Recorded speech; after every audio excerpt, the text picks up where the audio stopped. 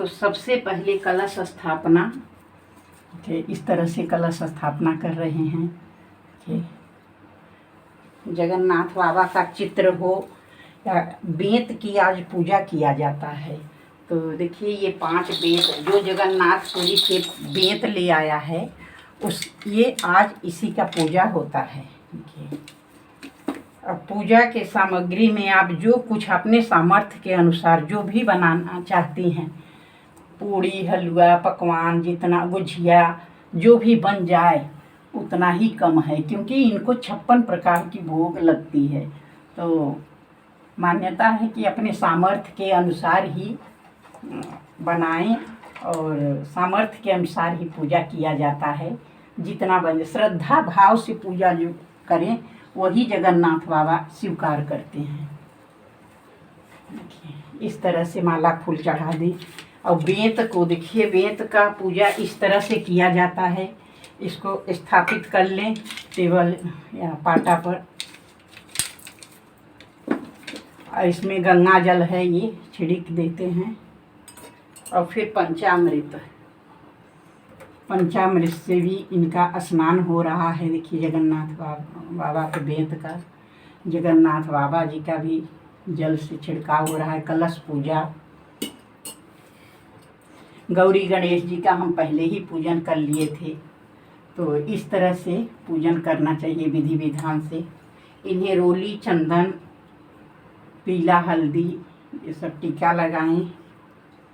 देखिए सुभद्रा हैं, ये जगन्नाथ बाबा हैं, इनको रोली चंदन लगाएं। और ये हल्दी का टीका, और फिर इस बेंत पर भी रोली हल्दी चढ़ा करके और पुष्प चढ़ाएं। पुष्प चढ़ा करके इनको आज कुसुम की कली, ये कुसुम की फूल है देखिए ये, तो ये अर्पित किया जाता है जगन्नाथ बाबा पर। देखिए कुसुम की कली ये है। और फिर गेहूं की जो नया चीज़ होता है ये नए साल में ही पूजन होता है। चैत्र से लेकर के बैसाख तक पूजा होती है। तो जो नया चीज़ उपजता है उसको भगवान जी को अर्पित करते हैं। तो बाली भी चढ़ती है और सीजनल फल जो भी है, खीरा ककड़ी ये सब चढ़ता है इनको। और सब में तुलसी पत्र जरूर डालें। इससे पकवान जो भी हमसे बना वो भोग लग रहा है कान्हा जी का। इस तरह से इसमें देखिए ये कोची बनती है, कोची ज़रूर बनाना चाहिए।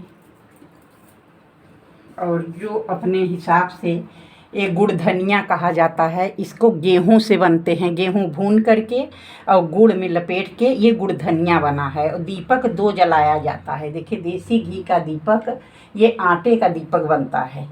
और इसको पूजा के बाद गौ माता को खिला देना चाहिए।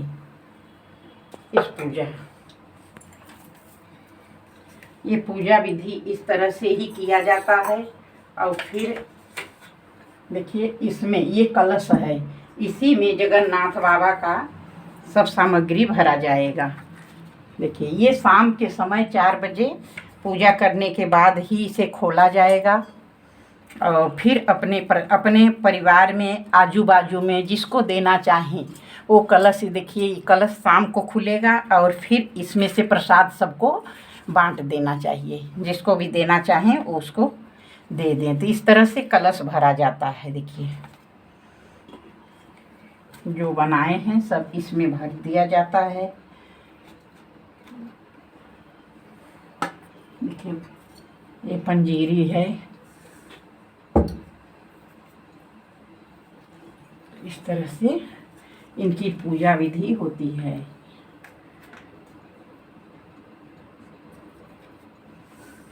जय कान्हा जी महाराज की।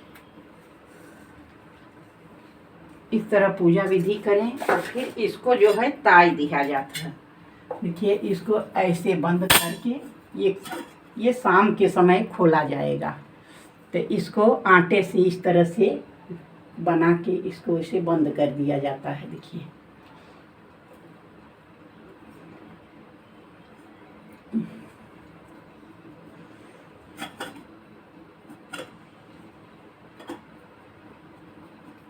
देखिए चौगला ऐसे ही बंद कर दिए।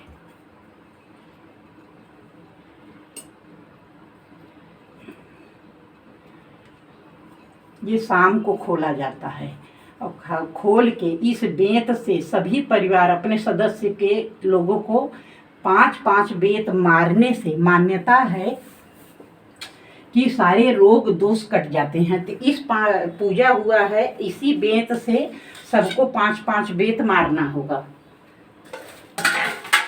देखिए इस किताब में लिखा हुआ है, अभी हम ये कहानी पढ़ेंगे तो आप लोगों को इस समझ में आ जाएगा।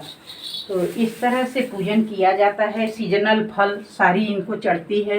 देखिए अमिया जरूर चढ़ाया जाता है। आम का फल जरूर जगन्नाथ बाबा को समर्पित करें, किसी भी चाहे जैसे व्यवस्था करके आम का फल जरूर इनको अर्पित करना चाहिए। देखिए इस तरह से। और तुलसी पत्र भूल गए हम डालना। देखिए तो तुलसी पत्र इसमें जरूर डालना चाहिए, बिना तुलसी के भोग नहीं लगता है।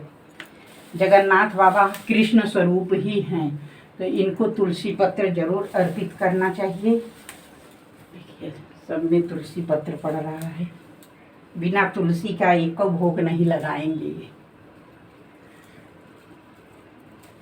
राम भोग लगाओ प्रभु भोग लगाओ।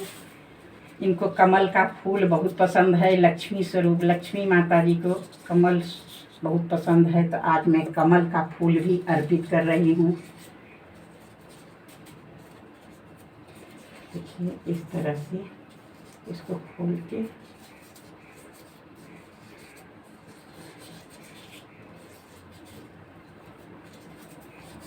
पूजा तो जैसे आप साधारण ही जैसे सामान्यतः ही करा जाता है, जैसे पूजा होता है उसी तरह से ही पूजा किया जाता है। लेकिन इनकी कथा जरूर सुने। कथा सुनने से सारी समझ में भी आएगी, और बिना कथा का व्रत पूर्ण नहीं होता है, इसलिए कथा जरूरी होती है। मैं कथा देखिए अभी कथा सुनाऊंगी, जो समझ में आएगा ये कैसा पूजा है, इसके पूजा करने से क्या फल है, ये सब बात समझ में आ जाएगी। इनकी कथा इस तरह से है।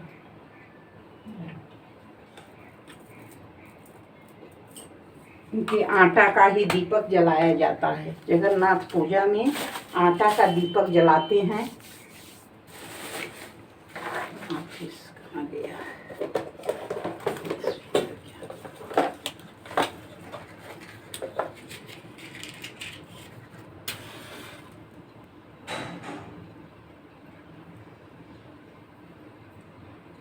कि आटे के दीपक 2 बनाया जाता है, 2 दीपक इसमें जला दिया जाता है।